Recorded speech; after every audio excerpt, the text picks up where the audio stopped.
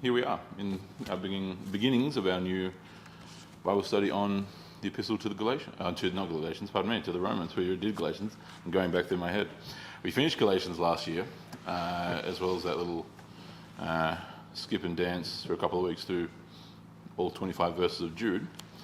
And here we are in what is St. Paul's magnum opus, widely regarded among us as theologians as his greatest work, for reasons which will hopefully become manifest to us throughout our time through the 16 chapters of this epistle. It'll be the second longest study we've done. We of course spent about 2 years going through the book of Acts back in 2022 to 2024, I believe it was, off memory. So it's nearly as long, but almost half as long. A little over half as long, in fact, as the book of Acts. And what we want to do today is just simply what we do at the beginning of every of these new studies, which is an overview, before we actually then dive into the first verse and beyond of the actual text, which will be, of course, the next lesson. This helps us get an understanding. We might be coming at it with varying levels of knowledge of the book or of the setting. Sometimes people have read the book once, they've read the book multiple times, they've never read the full book at all, whatever happens to be. And one of the great advantages of any kind of deliberative study of this kind is the ability to go through piece by piece and piecemeal it out, pardon the pun, and to get into some of the intricacies, the deeper layers of any given subsection, of course, going, smaller section by smaller section, handful of verses here and there, some longer, some shorter, of course, as you're accustomed to, for those who have been with us in previous Bible studies, of course. But the overview is equally as important, to be able to kind of understand the proverbial battlefield, as it were, to see the space in which this is occurring, to understand about the author, which we are already familiar with, of course, from Galatians, so there'll be a bit less to cover there. The audience, who is equally important, namely in this case, of course, the Romans themselves, the citizens and people of Rome, the city, as well as any other historical, contextual details that are incumbent or orbiting around the time in which this is written. Part of it, of course, will be understanding, at least in the broader sense, the structure, which you all hopefully should have. I haven't got one for you. Where did I put that other copy? Can you see a piece of paper over there somewhere? Unless no, put it up there. There we go. Yeah, no, it's all right. If you grab it, no, Vicky, it's up there, sorry. Yep. I was looking over there. Great. Thank you. There you go. That one's for you. You can take that copy. Yep. All good. The structure, as I was saying, of the book we'll obviously be covering. Not every single portion. This is my more detailed, kind of thorough breakdown of the theological composition. We won't be going through it in exactly that singular breakdown of text, because sometimes we might even do shorter portions than what I've outlined there. But the four broad subsections are going to become pertinent. We'll talk more about that later, right? But today, yes, as I said, the focus is on the overview, so giving us a good background. Now, obviously, the advantage of the naming of these epistles gives us enough information as to who the recipients are. Of course, the Pauline epistles are authored with the name to whom they are written, the Galatians, the Ephesians, in this case, the Romans. And it does specifically, obviously, mean the people of the city of Rome and the churches that had already been established therein by the time that the Apostle Paul is then writing this letter. He is writing this specifically from Corinth. We know that both from the ending of Romans as well as other details in 1 Corinthians, namely and specifically at the end, chapter 16, which is a kind of lengthy sign-off, wherein there is a whole host of dozens of names rattled off of greetings and salutations and good wishes and all that jazz. He very directly mentions that he is being hosted by Gaius, who we know from both biblical and extra-biblical historical sources was the treasurer of the city of Corinth. So quite a powerful government official who had converted to Christianity quite early. He's being hosted, he's in Paul that is, he's being hosted by Gaius, the Christian treasurer of Corinth. He mentions also his scribe as well. We know that these letters are all written by scribe. This was the common formula, if you haven't, again, have been with us in previous studies. The way that people would author letters, especially in these kind of more formal public letters, in this particular case, as is Romans, ones like Galatians, etc., is via dictation, right? So they use, of course, what are called scribes in the ancient world, right? Paul would be sitting there dictating, or speaking, sorry, and then his scribe would be dictating that writing. It's why we had the point of emphasis at the end of Galatians where Paul very clearly takes the quill, as it were, takes the proverbial pen from his scribe and starts writing himself in his kind of emotional, controlled emotional state, as it were. But nevertheless, here he identifies certainly his most common scribe. His most common scribe was a man named Tertius. Tertius is mentioned in chapter 16, I think verse 22 or 23, if I can pull it up quick enough. Yes, Romans chapter 16, verse 22, right? Where Tertius is actually signing off and writing in the first person. I, Tertius, who wrote this letter, greet you in the Lord, okay? And so, yes, Tertius himself, Tertius of Iconium, we know him as in history. He eventually becomes one of the bishops of Iconium, which is actually part of the Church of Galatia, okay? So that's his scribe. Now, next point would be in regard to dating. In other words, when is this actually written? This is written in amongst the cluster of other letters in the mid-50s AD, okay, so the decade of the 50s. There's all kinds of boring, dull debates as to whether it's closer toward the end of 54 or the earlier months of 56, and none of which actually really matter. But long story short, it is in the ballpark of AD 55, okay? Plus or minus 6 months here and there. And it's during the time that he is in, as I said earlier, Corinth. We actually get reference to some of those kinds of events when you actually cross-reference certain details, especially kind of the triangular text of Romans, 1 Corinthians, and Acts. Okay, the Acts of the Apostles, right, which is obviously giving you the kind of detailed highlight version, as it were, of the movements and actions of the eyewitnesses to Christ's resurrection across those coming or following decades, I should say. And in the case of Acts chapter 18, we see at the very beginning, in the opening verses there in Acts 18, the reference to Paul meeting a husband and wife named Aquila and Priscilla, okay, who were part of the Church of Rome, who had actually fled to Corinth for reasons we'll talk about in a moment. He meets them. They are also, they are by trade tent makers.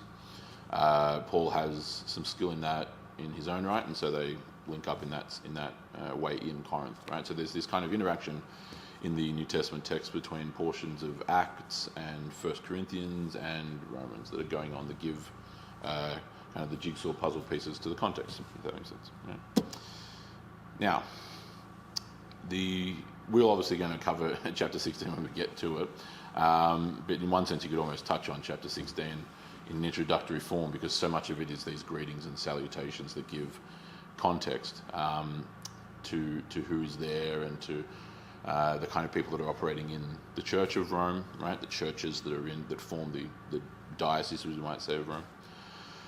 And we know that Christianity has arrived in the city of Rome proper, obviously before he's writing this letter, because there would be no one to write the letter to. He himself, Paul, has not actually visited Rome yet. He makes this point, at least in passing, apparent in the letter to the Romans, that he desires to use the Church of Rome, which is the first kind of church in the western provinces of the empire. You'll remember that if you were at our church history course yesterday at the beginning of our view of, or overview of, the fall of the Western Empire, Rome itself is the kind of farthest western outpost of Christianity at this point, okay? At least in those early decades, like the 30s and the 40s, right? From there, the church is continuing to spread. Paul himself explicitly wants to use his visit to the Church of Rome, which he's on the doorstep of, he'll do in a year or two, a couple of years' time, to then actually go to the province of Hispania, right? So Spain, Roman Spain, which he eventually does. We know that from other historical sources. But the Church of Rome itself, and the early days of the congregations that have been established there, they're about, in different portions, 10 to 20 years old at this point, right? Which is still, by all extensions, young when you consider the fact that that church, of course, obviously still exists, right? In the form of the Church of Rome. And so by comparison to 2,000 years, much like other ones like the Church of Jerusalem and earlier churches like Constantinople and Antioch and various other things, they've been around for a long time. 10 to 20 years is quite short.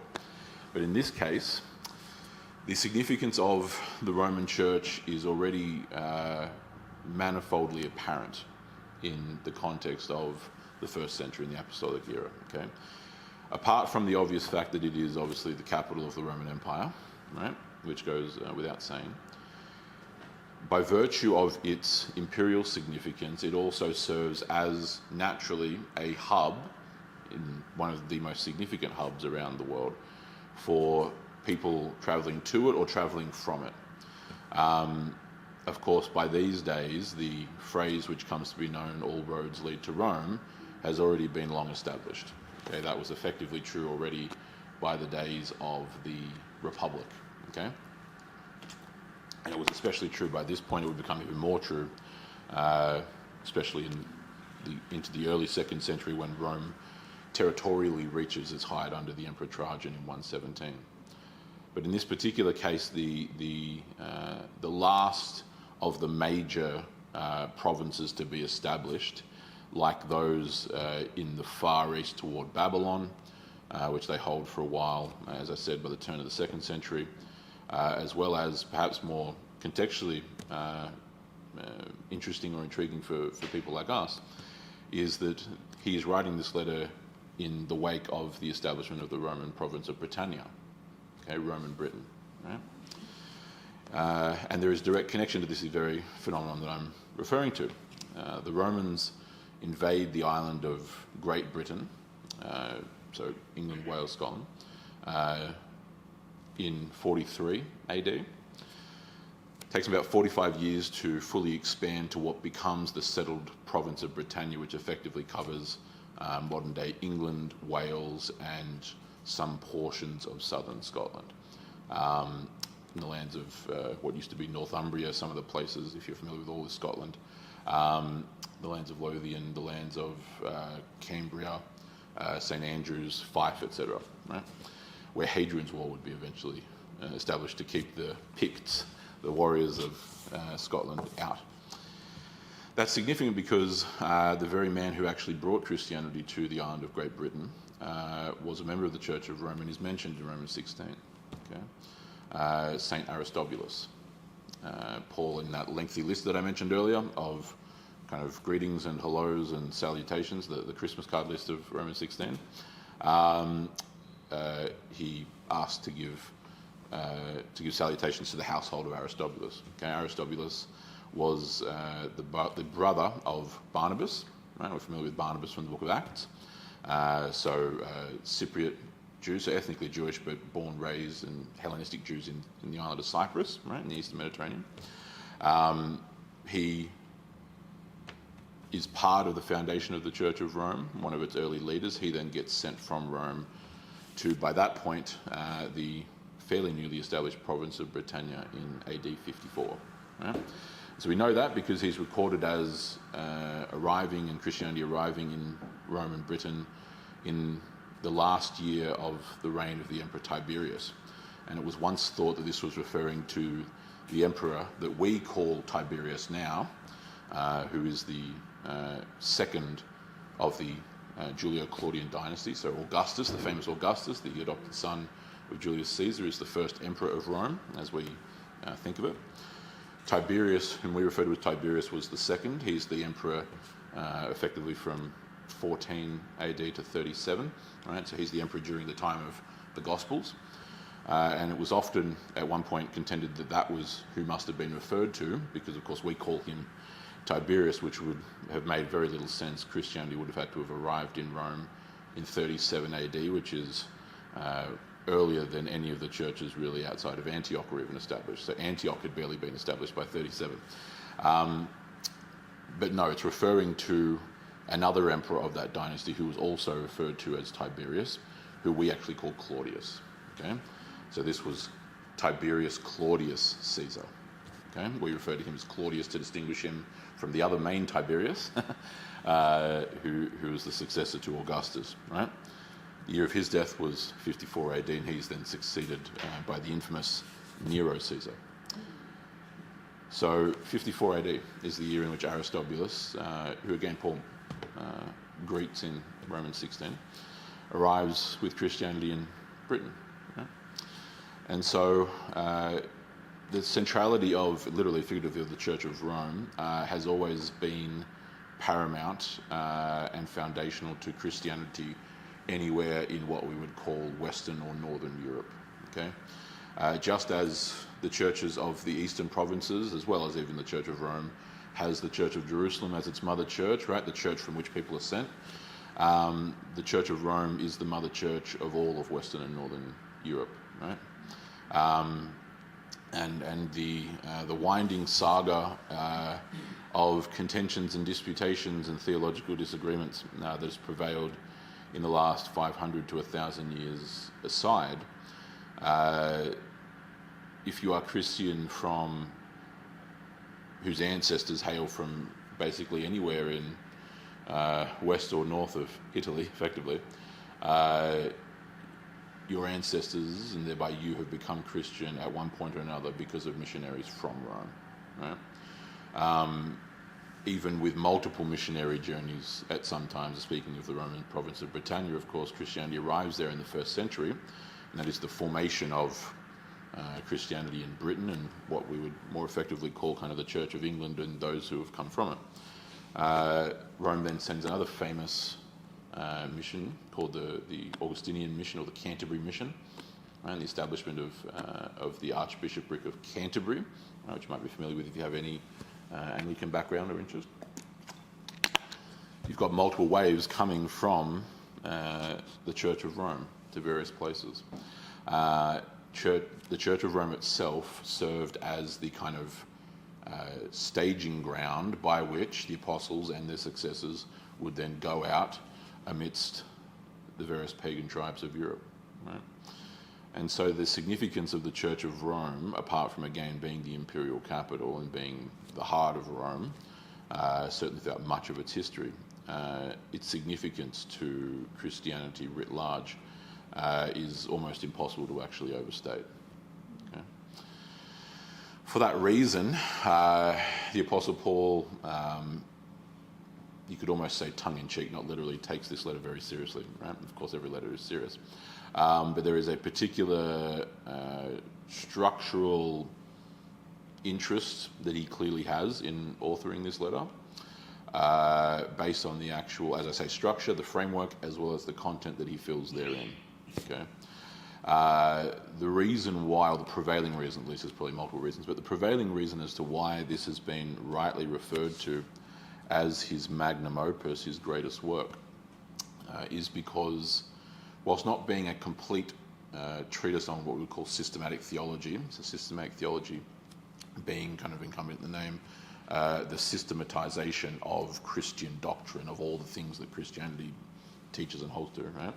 It's not fully that kind of exercise, but it is certainly a very intentionally framed and fulfilled letter or work of the major key pillars of the world, sin, the corruption of mankind,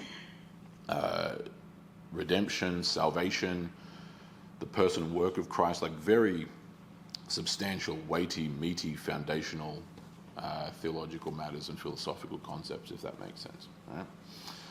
As well as then traversing through, right? And so even if we just briefly gaze at the structure, which you have there on two-sided piece of paper before you, right?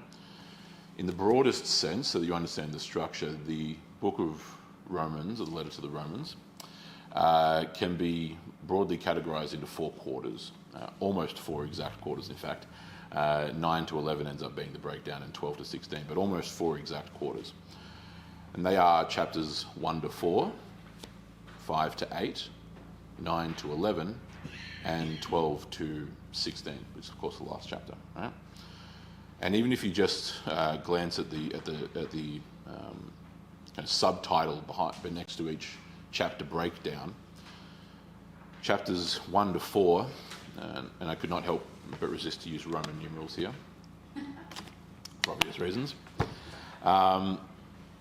details a broad discourse, introduces a broad, very historically grounded discourse in anthropology, in God's righteousness, in the universality of morality, the subsequent universality of sin, so the corruption of mankind, and the nature of justification by faith, right? And so that compiles and compounds for the first 4 chapters.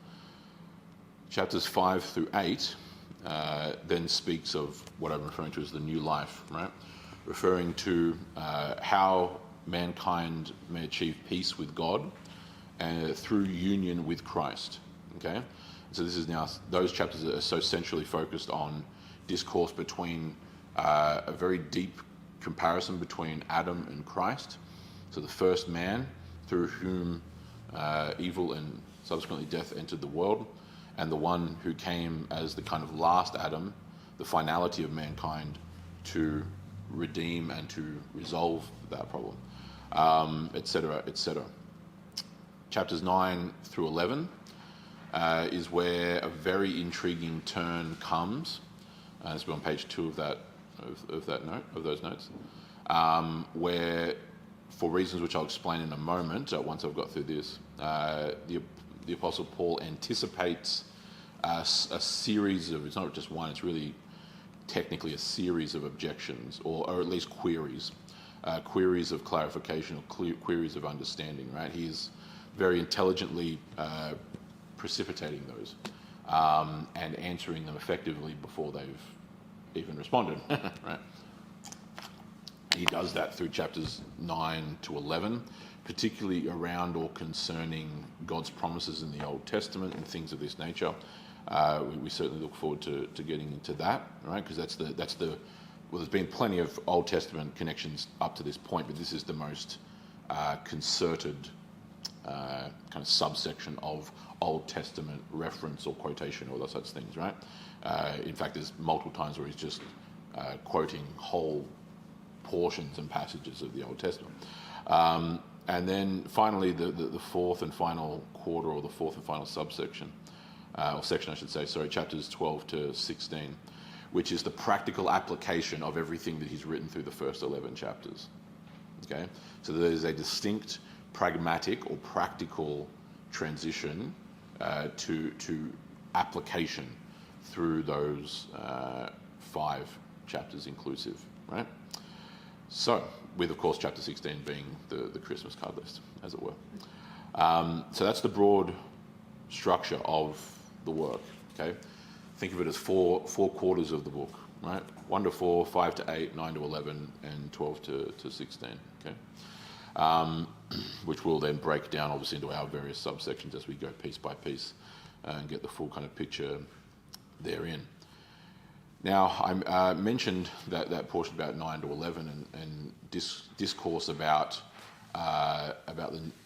the promises of the Old Testament, especially related to Abraham, which of course is exactly why we're doing this after Galatians, and was intentionally. So we've done Galatians first before then reading Romans, not cart before the horse, which would be the other way around. Particularly because, as 2 figures that I mentioned earlier from Acts 18, right, Aquila and Priscilla, okay, which some of you, I'm sure, are probably familiar with.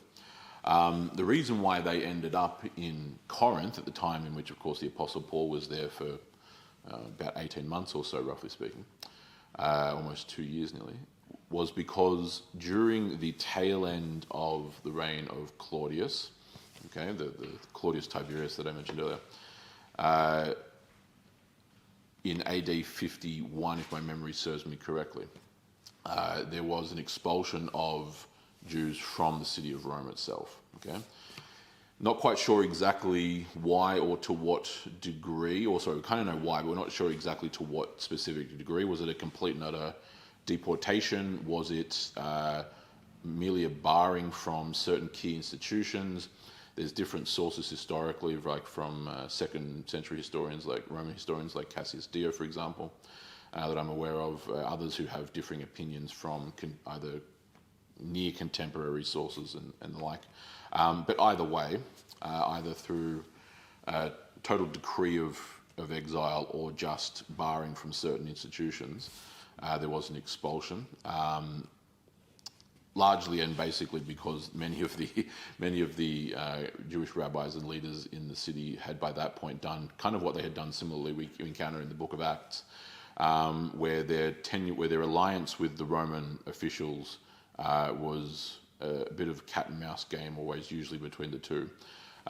We see, for example, in the Book of Acts, times where, for example, in Philippi and elsewhere, including even in the cities of Galatia, so places like Pisidian Antioch and Derbe and Lystra, of course, where the Apostle Paul is stoned almost to death in Derbe, by virtue of him coming, him teaching and doing his thing, obviously, as we know from the Book of Acts, in the synagogue, and then the Jewish rabbis, the Pharisees, various other elements which we're familiar with, then running to the Romans and getting the Romans to drive Paul or others out. That kind of relationship of alliance was sometimes hot, sometimes cold, sometimes in the middle, and it obviously had soured from what we understand from the historical records, in Rome, and the Romans were largely sick of it, and so they then booted them out under Claudius. Right?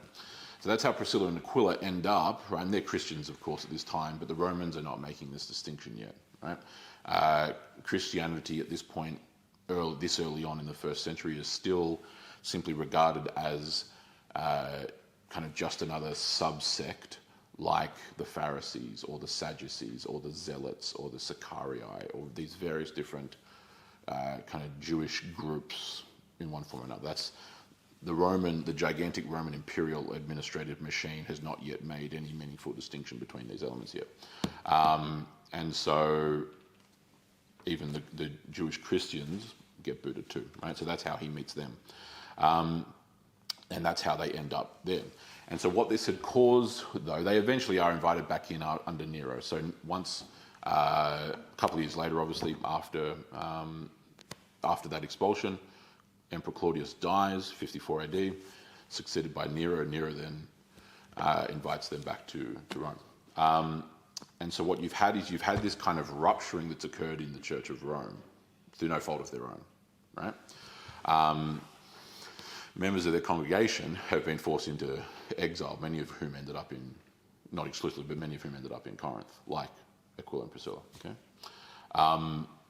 And so now then, coming back in, you've got this dynamic, and it's years later, and the relationships have changed, and what's been taught and what hasn't been taught. You've got the Judaizing heresy starting to promulgate, which of course we're familiar with from Galatians, right? And that's the earliest letter written basically in 47 to 49 AD, certainly about at least 49 AD. By the time he's writing this letter, which of course is the year in which the Jews are invited back to Rome under Nero, it's been at least a decade, in fact actually technically more than a decade, that the Judaizing heresy has been circulating among some of the Jewish people in the churches, right? Some. And so all of these dynamics, even that's why, again, it's why we did Galatians first before Romans, right? Because you've got the Judaizing heresy circulating among some of them, especially Pharisees who had converted either really or in vain. And those Jewish Christians who have sought safe harbour in Corinth or elsewhere are now returning back to their home church, right, to the Church of Rome, right, the congregations thereof, plural, and are having to maneuver, and as well as the Romans themselves, the actual Roman Christians, this changed the dynamic, right?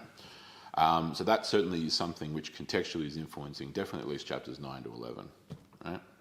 Hence these series of anticipations of questions, anticipations of objections, because of course Paul has just spent a year and a half living with Aquila and Priscilla, Jewish Christians from the Church of Rome in exile in Corinth, who are now going back to their home church, right, to their home diocese. Okay, and so all of that context is influencing this dynamic, right?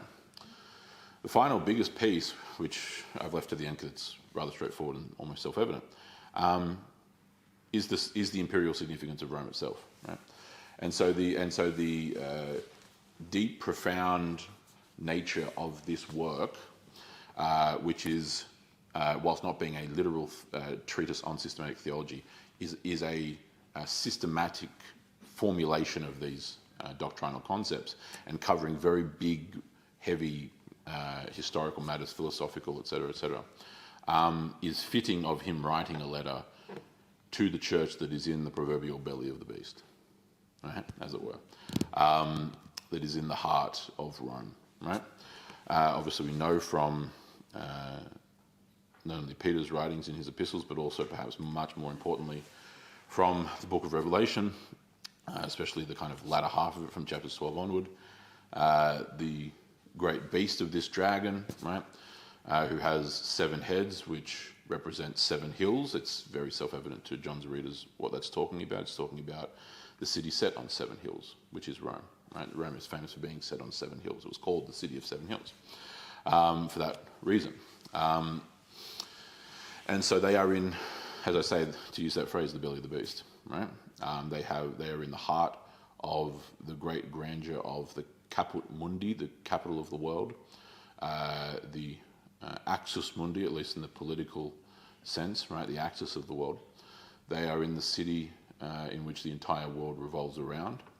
They are in the city in which the ruler of mankind dwells, in which he who very publicly proclaims himself to be the Soter, the saviour of the world, a phrase which influences things in Romans chapter 10. We're looking forward to doing that portion, where phrases which many of you are familiar with, like he who confesses the name of the Lord shall be saved, right, from Romans 10, is actually a direct, intentional stealing and flipping of Roman imperial propaganda.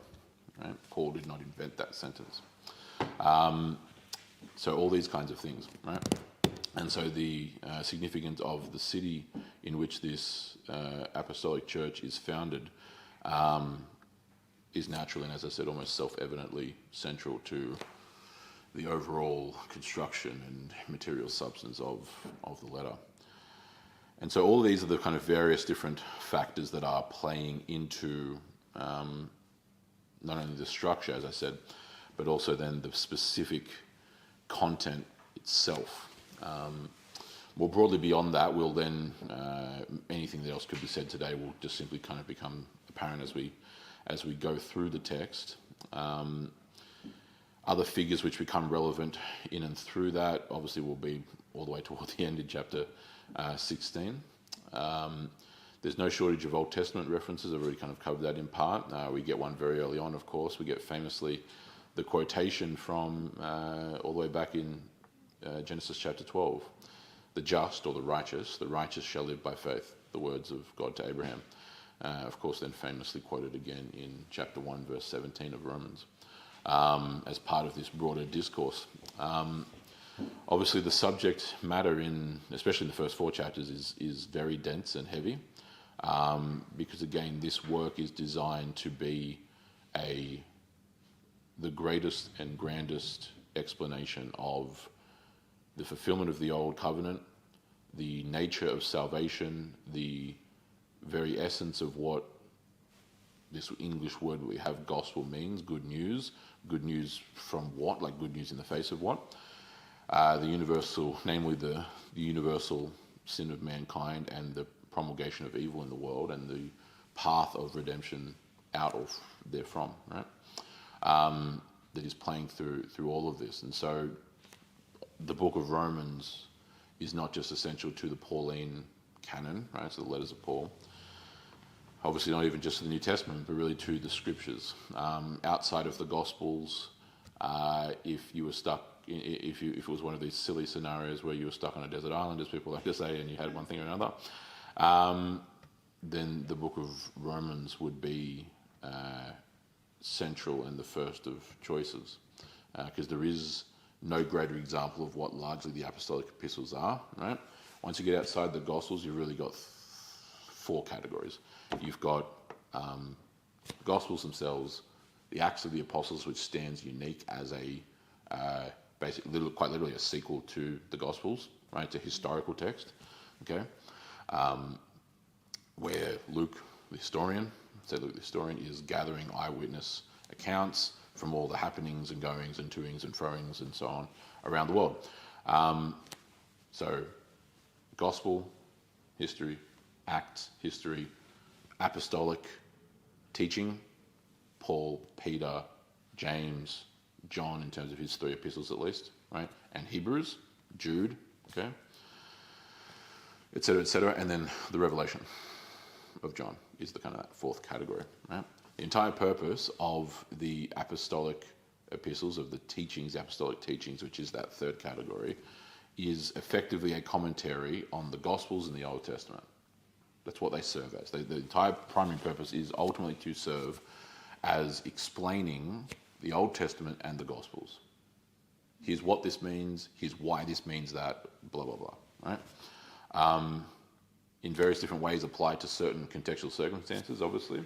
So like with Galatians, as we know, directly dealing with the Judaizing heresy. But how often were we in the Old Testament? Well, we're in the Old Testament all the time, especially in relation to Abraham, right? Colossians, dealing with the Gnostic heresies, okay, which was predominating and rapidly spreading in the region of Colossae, to the east of, or near to Galatia, to the west, sorry. Same thing with Romans, except it's a much broader, more systematic, quote-unquote, dealing of the foundational issues of Christianity and the teachings of the church, okay? So, its significance is therefore at the highest of levels. That's essentially it.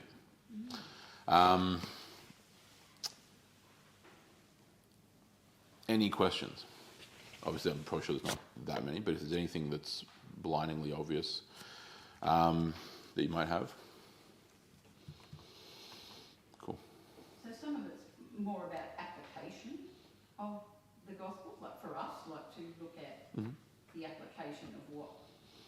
Yeah, so certainly the fourth quarter, as it were, or the fourth section, chapters 12 through 16, definitively serve as much of the application of these various elements that he's writing of. Obviously, we can draw application from the first 11 chapters like you could anywhere else, right? But the direct section of application is certainly the ending, chapters 12 through 16, right? Sure, well, yes, I mean, yeah, well, sure. Romans 13 became famous or infamous, depending on who you ask, during COVID, by virtue of its discourse in the first 10 verses regarding the will of God through rulers, right? Governmental authority. Which is how I circle back to obvious statements like I made at the very beginning regarding the nature of being able to go through from the beginning of a text, which would be no different, quite frankly, to anything. We could be sitting here doing a study of the Iliad, and it would be the same, just general principle of study, right? The entire problem with 13, seeing as you mentioned it, was the fact that it seemed that all of Western Christendom magically discovered the first verse of Romans 13, and then of course had the sagacity of the ages to understand what should or should not be done during this unprecedented cataclysmic time that we're in 5-6 years ago, what it was, without any meaningful work of any single verse around it, let alone understanding how you actually end up getting to that verse, because I know this concept might be lost on some, but there's actually 12 whole chapters that do happen to come before you get to verse 1 of chapter 13, and that's kind of obvious because it's called chapter 13. So, by doing that, you will then see what is being said, why it's being said, what it means, how it should be understood, how the church, and obviously, like we do with anything else, we talk about historical context before, we talk about historical application or understanding, two sides of the same coin afterwards. So how has the church actually understood this throughout history, right? Et cetera, et cetera, et cetera, right? So, yeah.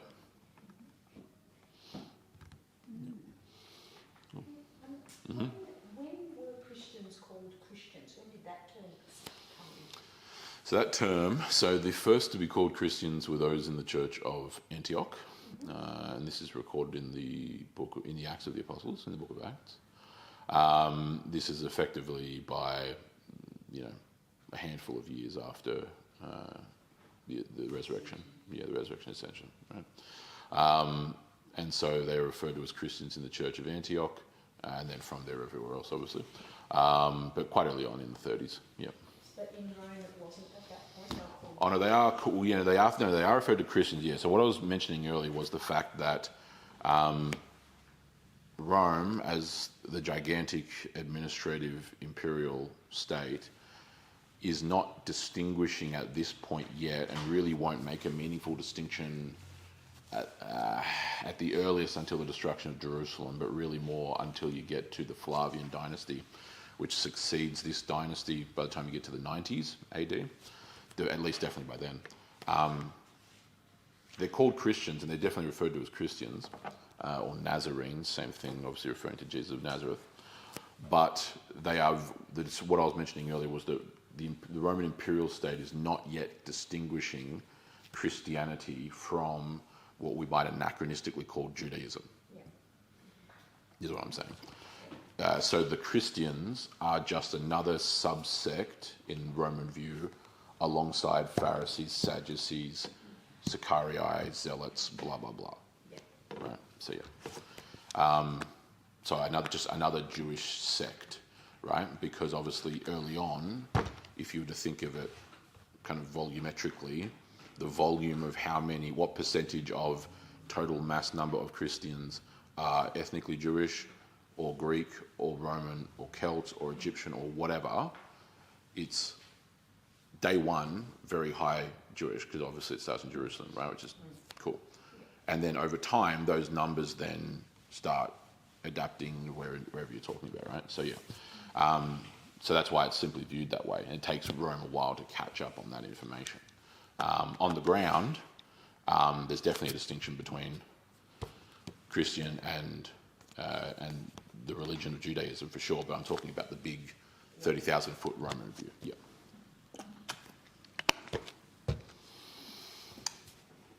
Anything else? We're all good. Maybe one thing. Yep.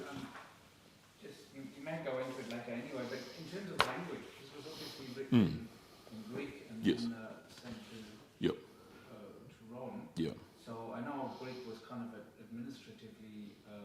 Would that have been interpreted or translated to the recipients, or good. Yeah, a bit of both. So look, certainly in Rome proper, I mean, Latin is definitely the predominant language, obviously. Basically, once you cross the Adriatic from Greece to the Italian peninsula, there is, during any of these times, a notable shift from Greek to Latin, okay? In terms of just how often you're hearing it, right? You're not hearing really Latin much at all, except from the administrative side of things in any of the eastern provinces. But Greek is still one of the common tongues all around the empire, right? So because, especially in Italy, because much of southern Italy in centuries prior had been colonized by Greece. Right? It was called Magna Graecia, right? Greater Greece, okay? So many of the Greek colonies down in Sicily, like Syracuse and various other places, or if you're familiar with the Odyssey, all the places that King Odysseus traverses for a decade, right? These were all Greek colonies. There were Greek colonies all around the Mediterranean. There were Greek colonies. I mean, even Marseille in France was a Greek colony. That's all the way over in the west, right? And so Marsala, as it used to be called, right, was where the name Marseille come from. And so Greek was still very much widespread in the West. It's just that Latin was the native tongue, right? So there was no necessary need to translate this early on. Obviously, translations, like with anything else, do eventuate, but this goes for anywhere, right? So all of these biblical texts get translated into Syriac very, very early on, right? By early 2nd century at the minimum. Latin translations are already circulating by that same time, like early 2nd century as well, through the 2nd century. So did not need to immediately be, but then like with any other like with any language, it just becomes one of those other ones that gets translated kind of along a series of translations along the way. Yeah, good question. Yeah. But no need for translation necessarily or inherently. Greek is still very much being spoken, not as necessarily common every day, right, because they have Latin, but they know Greek. So when you said Nero followed Tiberius Claudius Caesar, his relationship or his behaviour towards the Christians was at that stage what? Well, yeah, I mean, obviously, if it's just a more general question. He wasn't a very nice person. That would be polite way of saying it. No, he's the most evil man in the history of the world, practically, as far as I'm concerned. No, referring to Nero, a successor who reigns from 54 to 68. Yeah, I mean, obviously, this is the very church which ends up suffering at the hands of Nero more than almost anyone else. Of course, the infamous fire of Rome in 66 AD, if my memory serves. Complex reasons as to how that fire started, but that's another issue. None of which really mattered because Nero absolutely scapegoated the Church of Rome, right? So he scapegoated us as Christians for that, which resulted in mass slaughter. I mean, they were already persecuted anyway. Nero is the first emperor, or the first force really. Obviously, the Christians are being persecuted by the Jews, and the Pharisees and whatnot. But in terms of outside of that, Nero is the first on the Roman side to openly and actively launch an official persecution, right? So the Neronic persecution,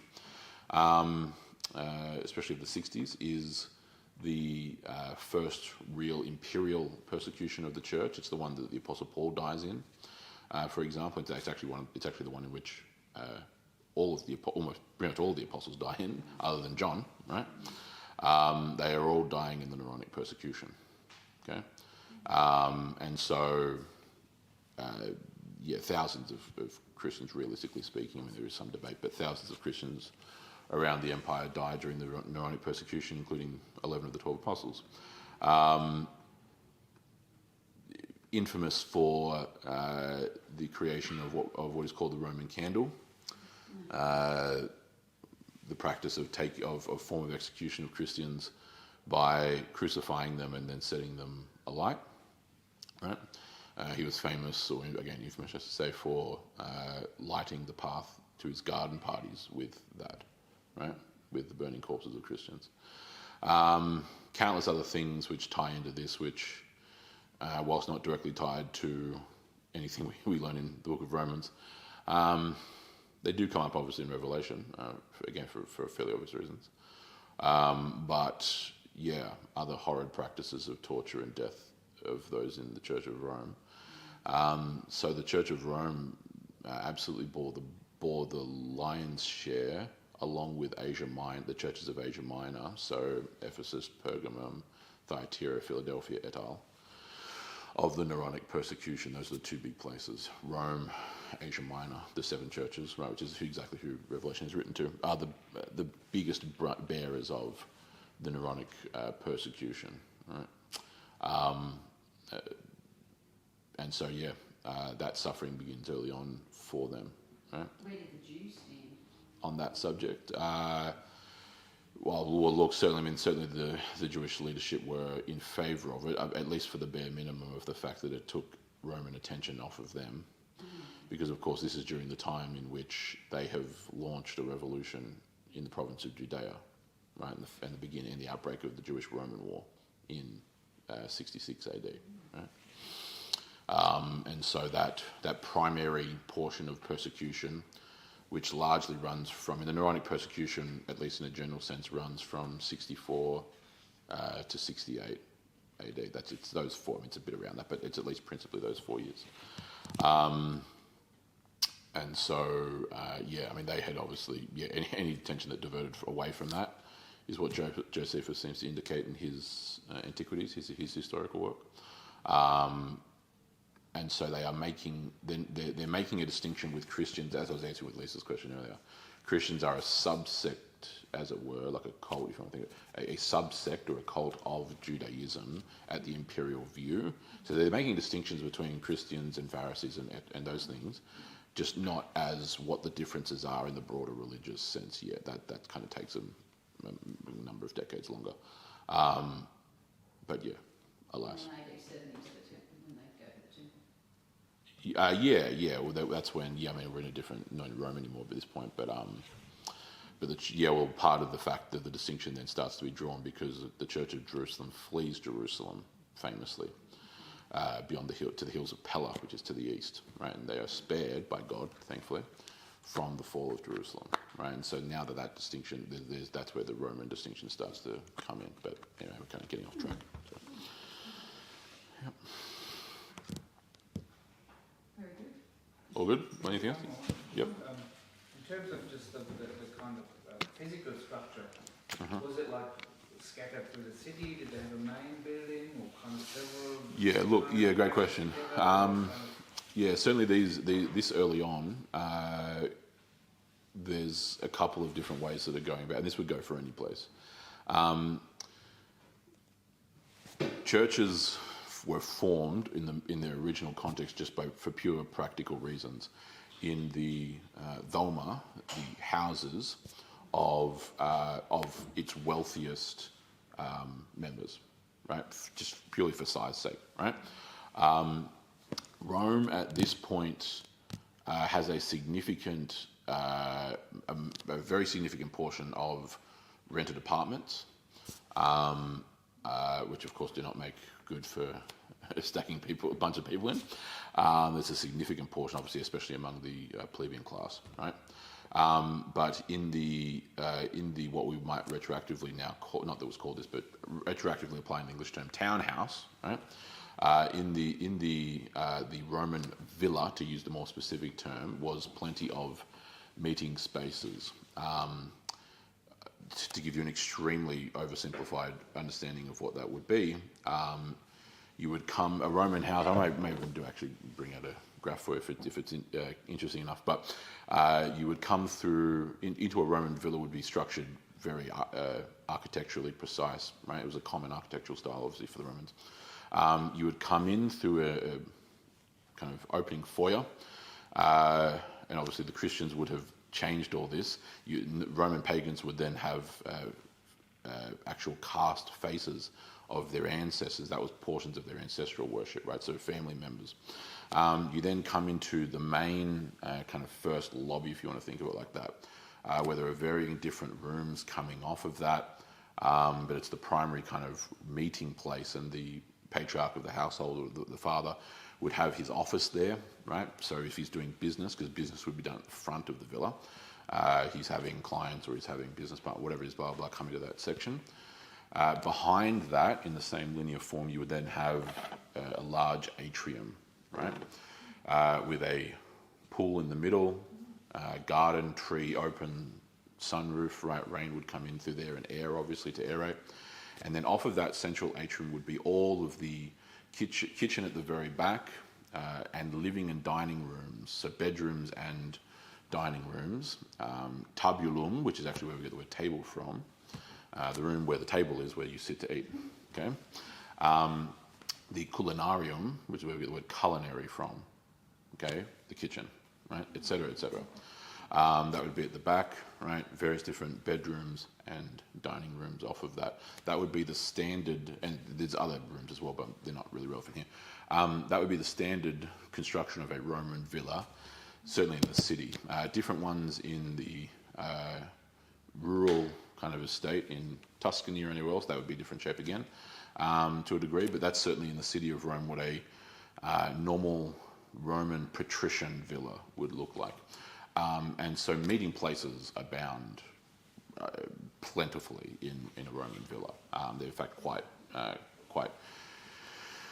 well made for them, to be frank. And so meeting in those Roman villas for any members of the patrician class who had converted would be the very obvious choice for that. Just as over in the Greek, more Hellenistic parts of the world, the Greek doma, which would usually be 2 stories with a roof complex as well, also had similar functions, just different architectural style. And so they're meeting there. During times of persecution, those become untenable because there's really only one entrance to a villa for various different purposes apart from security. And so it's obvious going in and out of someone's house.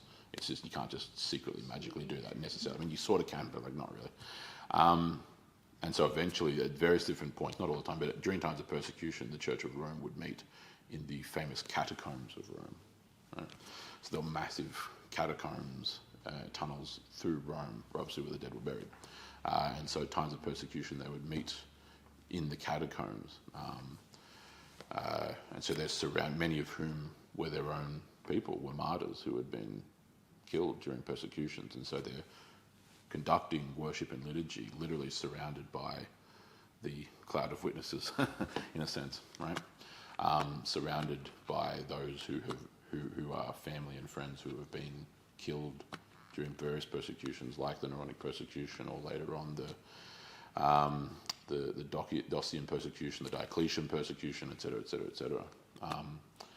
But yeah, that's what they're doing. They're meeting in the congregations, the churches of Rome, because it's not just like a single congregation, right? I don't know if people are thinking that. I assume you're not. But when it's written to the Church of Rome, it's not just like there's one single congregation, like we are one congregation here. Like it would be like writing to the Church of the Blue Mountains. Do you know what I mean? That's what it's like. The Church of Sydney. It's not just one place, right? So it's always, especially if you're talking more regional things like Galatia, we're talking about like 4 major cities with multiple congregations in them, right? But yeah, people's homes and villas is what that would be, right? So it's always the wealthier members, right, who are the ones who have the space to do any of that, which is fine. Yeah, that's the question. Yeah. Cool. Very good.